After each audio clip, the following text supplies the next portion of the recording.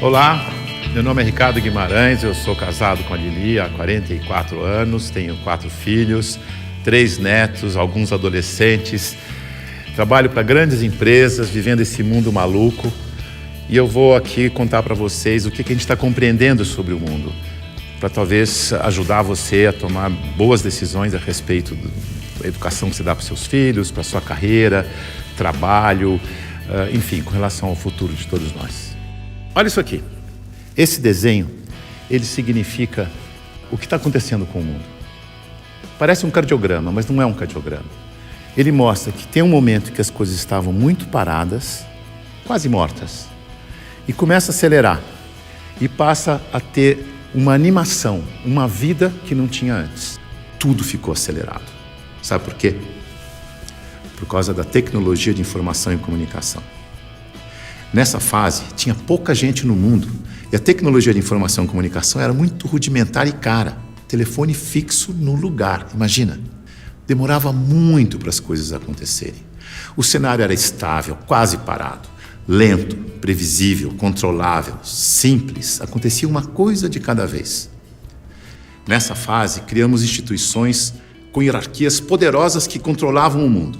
E nós nos sentíamos muito seguros, porque tudo permanecia igual por muito tempo. O indivíduo se submetia ao grupo, abria a mão da sua individualidade, aprendia a regra do jogo e a vida seguia em frente. Isso deu certo por um bom tempo. Aí, com mais gente no mundo e com uma tecnologia de informação e comunicação mais poderosa e mais barata, todo mundo tomando decisão o tempo todo, numa velocidade absurda, o mundo começou a ficar instável, dinâmico, rápido, imprevisível, transparente, fora de controle, complexo. E nessa dinâmica toda, além da instituição, surge um novo personagem muito poderoso. O indivíduo conectado em rede, que acessa tudo e a todos o tempo todo. Mobiliza pessoas, trabalha, produz conhecimento sem precisar das estruturas e da permissão das instituições. Aquelas instituições hierárquicas e controladoras estão tendo que aprender a lidar com esse novo cenário, com esse novo indivíduo mais conectado, mais livre, mais móvel, mais bem informado e crítico. O mundo mudou tanto que pessoas de muito sucesso naquele cenário estão tendo muita dificuldade para manter seus negócios e empregos nos dias de hoje. Eu vou contar a história de um executivo muito importante, de uma organização global, poderosa, que estava tendo problemas enormes, prejuízo, perdendo o mercado em todos os países em que tinha operação. Tinha brigas políticas internas entre departamentos, entre regiões, escândalos públicos, corrupção no financeiro e tudo acontecendo ao mesmo tempo, com toda essa transparência ao vivo e a cores do tempo real. Esse grande executivo viu aquele cenário e disse: eu não dou conta dessa complexidade, dessa velocidade, dessa transparência toda. Eu me demito. Aqui está ele. É o nosso querido Bento. O Bento foi sucedido por um outro executivo, que parece que foi feito sob encomenda para lidar com essa época de tanta inovação, onde o indivíduo tem que ser mais autônomo, mais senhor de si, não se submeter à instituição, mas, pelo contrário, liderar a instituição. Chico aceitou o desafio. Aqui está ele, de um jeito fácil de comparar e ver a diferença entre ele e o Bento. Veja que o Bento está arcado, submetendo ao protocolo e às regras da instituição. O Chico está mais senhor de si. Para ele ajudar a igreja, ele tinha que mudar a igreja. Para mudar a igreja, ele tinha que criticar e propor novas maneiras de fazer as coisas. Porque do jeito que deu certo no passado, não era o jeito que ia dar certo no novo cenário. E ele começou a criticar e a mudar tudo usando o discernimento, o bom senso e os seus valores, que são os mesmos da instituição. A cadeira, por exemplo, ele pediu uma cadeira mais simples, mais leve, mais prática, que ele mesmo pudesse carregar. A roupa, uma roupa que fosse fácil de vestir, leve, simples e confortável. O discurso, ele não queria que alguém escrevesse o discurso para ele. Ele mesmo ia fazer o discurso com as palavras dele. E para ele estar sempre atualizado e poder falar à vontade, ele não ia ficar isolado no Palácio do Vaticano, num quarto de 300 metros quadrados. Escolheu morar no Palácio Santa Marta, num quarto de 30 metros quadrados, junto com os outros 400 padres e bispos que viajavam pelo mundo, e ele ia almoçar com esses padres e bispos para poder conversar, trocar ideias e saber o que estava acontecendo no mundo. Mandou tirar o vidro do Papa móvel para poder falar com o povo. Mudou a política de investimentos do Vaticano para ficar de acordo com as crenças da Igreja.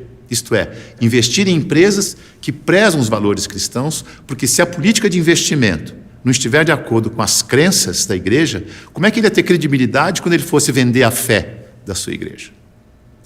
Veja que ele está colocando em prática o seu discernimento para mudar tudo na instituição, da cadeira aos investimentos. Ele busca simplicidade, praticidade, economia, agilidade, leveza e consistência. O Chico é um bom exemplo de sucesso neste novo cenário. A mudança é tão grande que os historiadores dizem que está terminando a sociedade industrial e está começando a sociedade do conhecimento, a sociedade em rede, a sociedade do indivíduo conectado em rede. É uma época de transição e nós estamos aqui, exatamente no meio dessa transição. Veja o que está acontecendo. Neste ambiente estático, estável, a boa empresa funcionava como um relógio, uma engrenagem sem vida, isolada do ambiente, tic-tac, tic-tac, tic-tac, onde o empregado era uma peça da engrenagem. O futuro era igual ao passado. Na medida em que o ambiente foi ficando mais mutante, mais veloz, novidade a toda hora, imprevisível, a empresa tem que se atualizar, aprender e evoluir o tempo todo para não desaparecer. Não é mais conservar, mas é adaptar-se, aprender, evoluir.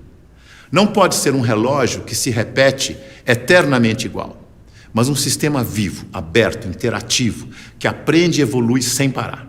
E as pessoas não podem ser peças de engrenagem que se repetem sem pensar. Tem que ser células vivas, sensíveis, críticas, interativas, que trocam ideias, sugerem soluções, como o Chico. A boa notícia é que a gente sabe gerenciar muito bem os sistemas vivos. Sabe por quê? Porque nós somos sistemas vivos. Somos feitos de sistemas. Sistema respiratório, sistema endócrino, sistema ósseo, sistema digestivo. Sistema é um conjunto de elementos que trabalham de forma interdependente com um propósito comum. Como o nosso corpo. O ponto mais importante para a saúde do nosso corpo é a interdependência. Veja no seu próprio corpo. Nossos órgãos trabalham de forma interdependente, sempre em busca do equilíbrio do corpo. Esse é o propósito. Se um órgão declara independência, e isso se chama câncer, o corpo entra em colapso. A integração entre os órgãos desaparece. A energia do corpo se esvai, não consegue mais interagir com o ambiente nem reagir aos estímulos. Como sistema aberto, ele vai sucumbir ao cenário. Então, se você quer trabalhar numa empresa de sucesso neste cenário, ajude a funcionar como um sistema vivo aberto.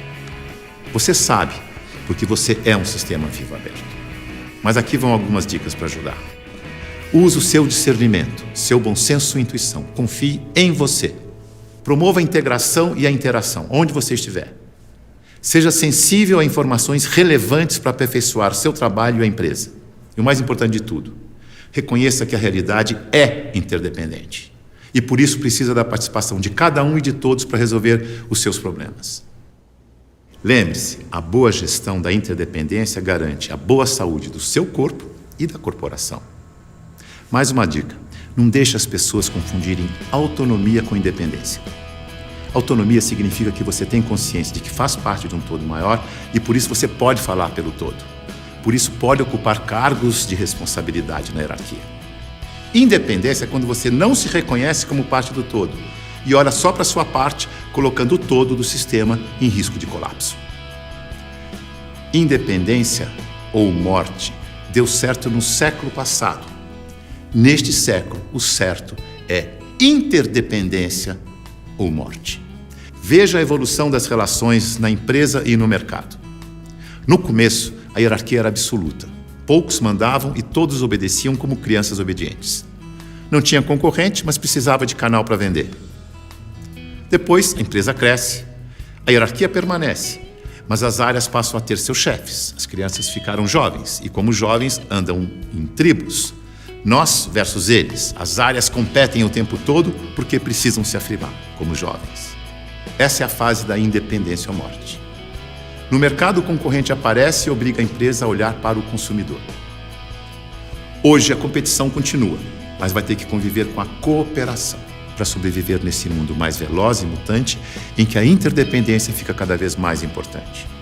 Temos que amadurecer como indivíduos e olhar para o nosso interesse pessoal e do todo ao mesmo tempo. O Papa Chico, quando falou do meio ambiente na sua encíclica, ele não falou com os cristãos apenas. Ele falou com todos que vivem neste planeta, que ele chamou de a nossa casa. É isso aí. É nós, junto e misturado. Essa é a real. Esse é o futuro, com as pessoas mais valorizadas, mais bem informadas e fazendo melhores escolhas para suas vidas. Boa sorte.